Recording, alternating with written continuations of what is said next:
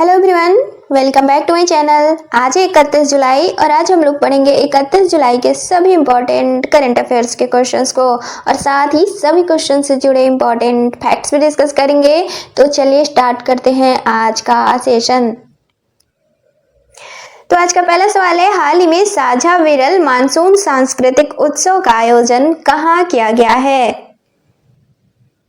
तो साझा विरल 2025 नामक मानसून सांस्कृतिक उत्सव का आयोजन हाल ही में तमिलनाडु में पहली बार किया गया है।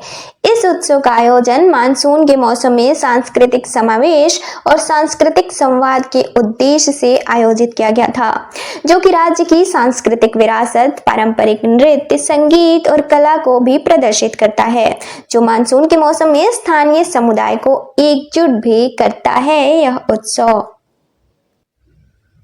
तो आंसर हो जाएगा ऑप्शन ए तमिलनाडु। अगला सवाल है, हाल ही में किस राज्य में स्थित भारतीय रोशनेफ्ट रिफाइनरी पर यूरोपीय संघ द्वारा प्रतिबंध लगा दिया गया है? तो हाल ही में यूरोपीय संघ द्वारा गुजरात स्थित नयारा एनर्जी की 20 मिलियन टन प्रतिवर्ष क्षमता वाली रिफाइनरी को प्रतिबंधित संस्था घोषित किया गया है। नयारा एनर्जी में रसिया की ऊर्जा कंपनी रोशनेफ्ट की हिस्सेदारी 49.13% है और इस रिफाइनरी को यूरोपीय संघ ने भारत में रोशनेफ्ट की सबसे बड़ी रिफाइनरी के रूप में नामांकित किया है। इन प्रतिबंधों में शामिल है निर्यात प्रतिबंध, वित्तीय और शिपिंग प्रतिबंध, क्रूड प्राइस कैप में कटौती आदि शामिल है। हालांकि भारत सरकार द्वारा यूरोपीय संघ को चेतावनी दी गई है और किसी भी एक तरफा प्रतिबंध कार्रवाई को मानने से इनकार कर दिया गया है। तो आंसर हो जाएगा ऑप्शन बी गुजरात। अगला सवाल है, हाल ही में किसे महिला premier league franchise team UP warriors का मुख्य कोच नियुक्त किया गया है? तो हाल ही में पूर्व भारतीय क्रिकेटर अभिषेक नायर को महिला प्रीमियर लीग की फ्रेंचाइजी टीम यूपी वॉरियर्स का मुख्य कोच नियुक्त किया गया है, जो कि जॉन लुइस की जगह लेंगे। तो आंसर हो जाएगा ऑप्शन ए अभिषेक नायर।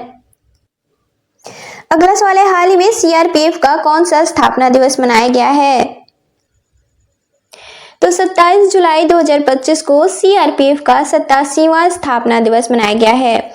इसे राइजिंग डे के रूप में भी जाना जाता है। इसकी स्थापना 27 जुलाई साल 1939 को क्राउन रिप्रेजेंटेटिव पुलिस के नाम से की गई थी, जबकि 28 दिसंबर साल 1949 को central reserve police force act के अंतर्गत इसे सीआरपीएफ के रूप में नामांकित किया गया। इसका आदर्श वाक्य है सेवा और निष्ठा और सीआरपीएफ के वर्तमान महानिदेशक हैं ज्ञानेंद्र प्रताप सिंह। तो आंसर हो जाएगा ऑप्शन डी 87वां। अगला सवाल है, भारत की अनाहत सिंह ने हाल ही में विश्व स्क्वैश जूनियर चैंपियनशिप में महिला एकल में कौन सा पदक जीता है? तो विश्व जूनियर स्क्वैश चैंपियनशिप 2025 में हाल ही में महिला सिंगल्स में भारत की अनाहत सिंह ने कांस्य पदक जीता है। भारत के लिए साल 2010 के बाद यह पहला व्यक्तिगत पदक है, जो कि पहली बार दीपिका पल्लिकल ने जीता था। इसका आयोजन कैरो इजिप्ट में किया गया था, जो कि 21 से 26 जुलाई 2025 तक किया गया था। तो आंसर हो जाएगा ऑप्शन सी कांस्य पदक। अगला सवाल है, हाल ही में कहां भारत के पहले हाइड्रोजन संचालित ट्रेन कोच का सफल परीक्षण किया गया है? तो देश के पहले हाइड्रोजन संचालित ट्रेन कोच का सफल परीक्षण किया गया है। हाल ही में कहाँ किया गया है? तो चेन्नई के इंटीग्रल कोच फैक्ट्री में। इसकी घोषणा केंद्रीय रेल मंत्री अश्विनी वैष्णव द्वारा की गई है। इसके इंजन की क्षमता है 1200 हॉर्स पावर, जो कि वर्तमान में विश्व में सबसे अधिक क्षमता वाला हाइड्रोजन ट्रेन इंजन है। यह इसके अलावा अन्य देशों में यह क्षमता 500 से 600 हॉर्स पावर तक ही सीमित है। इसकी गति और क्षमता कितनी है? तो यह ट्रेन लगभग 110 किलोमीटर प्रति घंटे की रफ्तार से दौड़ सकती है और एक सेट में 2638 यात्रियों की बैठने की क्षमता है।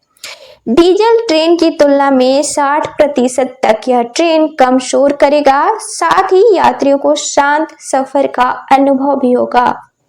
तो आंसर हो जाएगा ऑप्शन ए चेन्नई। अगला सवाल है, हाल ही में संसद टीवी के सीईओ कौन नियुक्त किए गए हैं? तो भारत की संसदीय प्रसारण सेवा संसद टीवी के सीईओ उत्पल कुमार सिंह नियुक्त किए गए हैं, जो कि साल 1986 बैच के आईएएस अधिकारी हैं और उत्तराखंड कैडर के हैं। अब संसद टीवी भारत सरकार का आधिकारिक संसदीय चैनल है, जो कि लोकसभा और राज्यसभा दोनों सदनों की कार्यवाही हिंदी और अंग्रेजी भाषा में प्रसारित करता है। 15 सितंबर साल 2021 को इसे लॉन्च किया गया था, जब लोकसभा टीवी और राज्यसभा टीवी का एकीकरण करके इसे लॉन्च किया गया था। तो आंसर हो जाएगा ऑप्शन ए उत्पल कुमार सिंह। अगला सवाल है, हाल ही में भारतीय सेना द्वारा ऑपरेशन महादेव की शुरुआत कहां की गई है? तो ऑपरेशन महादेव जम्मू कश्मीर के दाचिंगम जंगल में हाल ही में सुरक्षा बलों द्वारा चलाया गया संयुक्त ऑपरेशन है, जो कि भारतीय सेना की चिनार कॉर्प्स ने सीआरपीएफ और जम्मू कश्मीर पुलिस के साथ मिलकर 3 आतंकवादियों को इस ऑपरेशन के तहत मार गिराया गया है।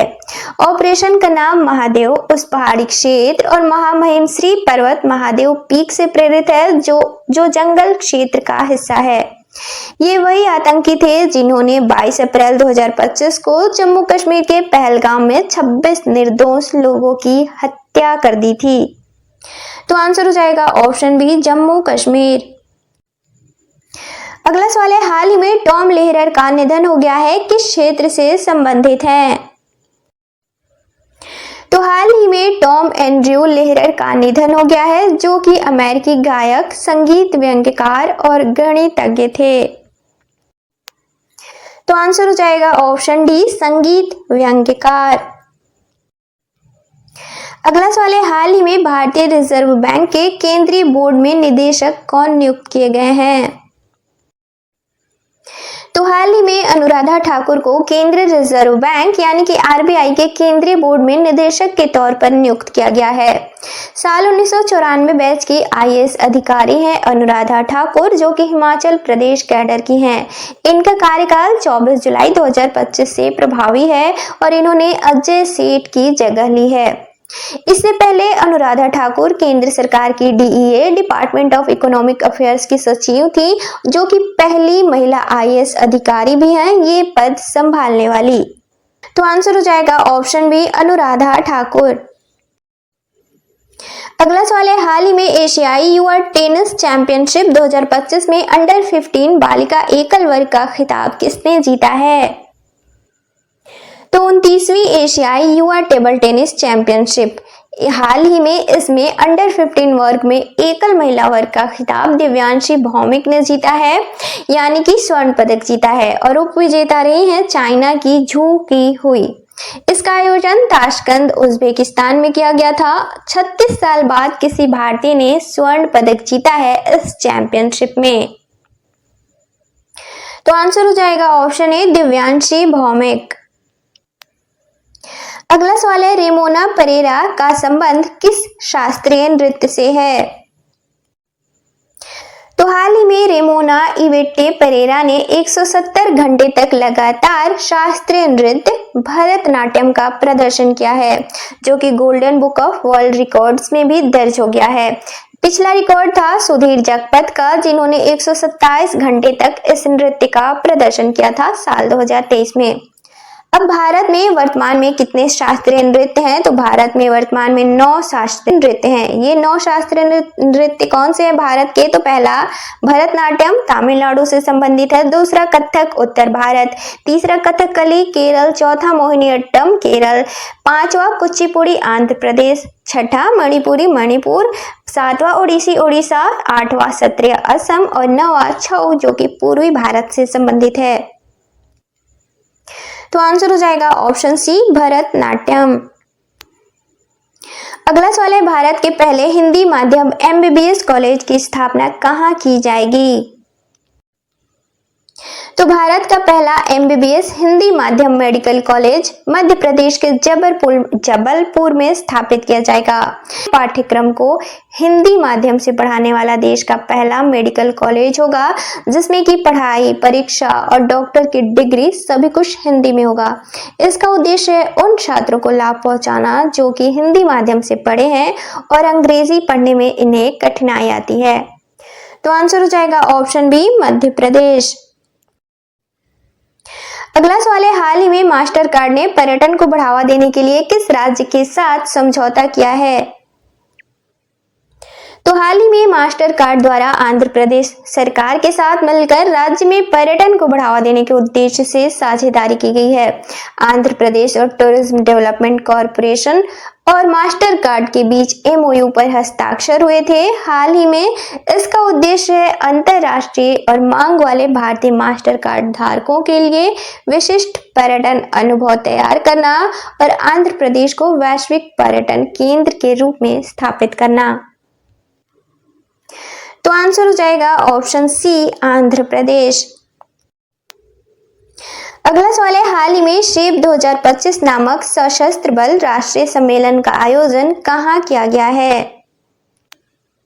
तो शेप 2025 हाल ही में इसका आयोजन 26 से 27 जुलाई 2025 तक किया गया है, जो कि पहला राष्ट्रीय सम्मेलन है। इसे सशस्त्र बलों और नागरिक क्षेत्रों के विशेषज्ञों को एक मंच पर लाने के उद्देश्य से आयोजित किया गया था। इसका पूरा नाम है sustainable hospital architecture planning infrastructure and equipment. कहाँ किया गया था इस सम्मेलन का आयोजन? तो नई दिल्ली में।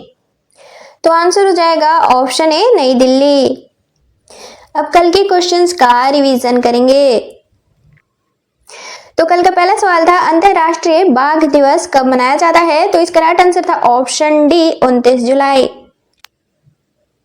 अगला सवाल था, हाल ही में भारत द्वारा किस देश के नागरिकों के लिए 5 साल बाद पर्यटक वीजा फिर से शुरू कर दिया गया है?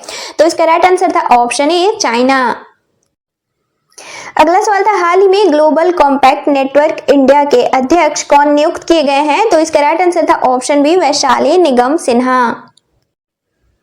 अगला सवाल था, हाल ही में WTA एकल मैच जीतने वाली दूसरी सबसे उम्रदराज खिलाड़ी कौन बनी है? तो इसका राइट आंसर था ऑप्शन ए, वीनस विलियम्स। अगला सवाल था, कारगिल शहीदों के सम्मान में शौर्य वाटिका की स्थापना कहाँ की जाएगी? तो इसका राइट आंसर था ऑप्शन सी, राजस्थान। अगला सवाल था, हाल ही में भारतीय जीवन बीमा निगम के कार्यकारी निदेशक और प्रबंध निदेशक कौन नियुक्त किए गए हैं? तो इसका राइट आंसर था ऑप्शन बी, आर दोरईस्वामी। अगला सवाल था, हाल ही में कहाँ अंतर्राष्ट्रीय सौर संगठन की 7वीं एशिया प्रशांत क्षेत्रीय बैठक आयोजित की गई है? तो इसका राइट आंसर था ऑप्शन सी, कोलंबो। अगला सवाल था, हाल ही में किस राज्य सरकार द्वारा सफाई कर्मचारी आयोग की स्थापना किए जाने की घोषणा की गई है? तो इसका राइट आंसर था ऑप्शन डी, बिहार। अगला सवाल था, जीपी बिरला मेमोरियल पुरस्कार 2025 से किसे सम्मानित किया गया है? तो इसका राइट आंसर था ऑप्शन ए, वी नारायणन। अगला सवाल था, हाल ही में संयुक्त सैन्य अभ्यास बोल्ड कुरुक्षेत्र 2025 भारत और किस देश के बीच शुरू हुआ है? तो इसका राइट आंसर था ऑप्शन बी, सिंगापुर। अगला सवाल था, हाल ही में वर्तमान भारतीय प्रधानमंत्री सबसे लंबे समय तक प्रधानमंत्री पद पर रहने वाले कौन से प्रधानमंत्री बने हैं? तो राइट आंसर था ऑप्शन बी, दूसरे। अगला सवाल था, फीडे महिला विश्व कप 2025 का खिताब किसने जीता है? तो इसका राइट आंसर था ऑप्शन ए, दिव्या देशमुख। अगला सवाल था, स्लीपिंग प्रिंस के नाम से जाने जाने वाले अल वलीद किस देश से संबंधित हैं? तो इसका राइट आंसर था ऑप्शन बी, सऊदी अरब। और कल के सेशन का लास्ट क्वेश्चन था, हाल ही में गोवा के 22वें राज्यपाल कौन नियुक्त किए गए हैं? तो इसका राइट आंसर था ऑप्शन सी, पुष्पापति अशोक राजू।